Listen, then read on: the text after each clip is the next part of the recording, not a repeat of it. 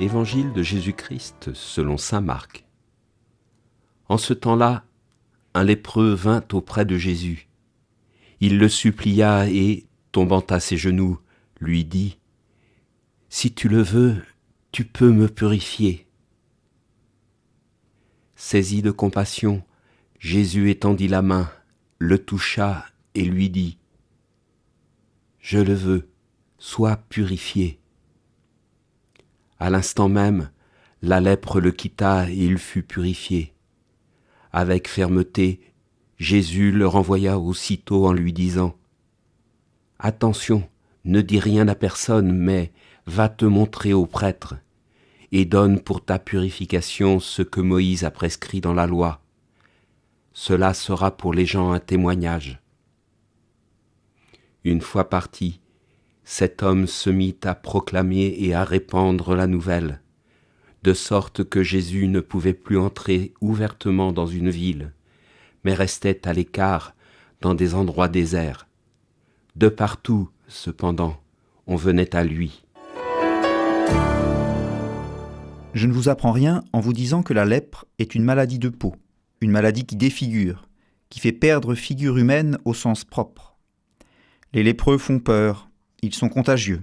La société de l'Antiquité s'en protège comme elle peut, c'est-à-dire en les mettant à l'écart de toute vie sociale et religieuse. Les lépreux sont des intouchables. Eh bien, Jésus contredit tout cela.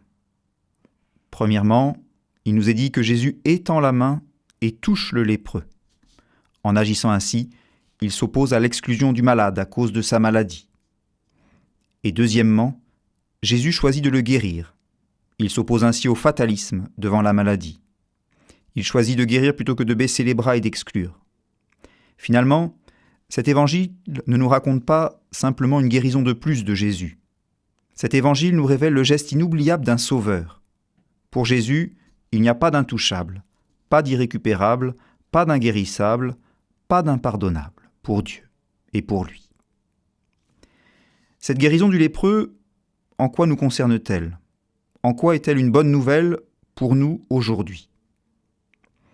Certainement parce que nous pouvons aussi décider de ne pas exclure les malades et de les guérir.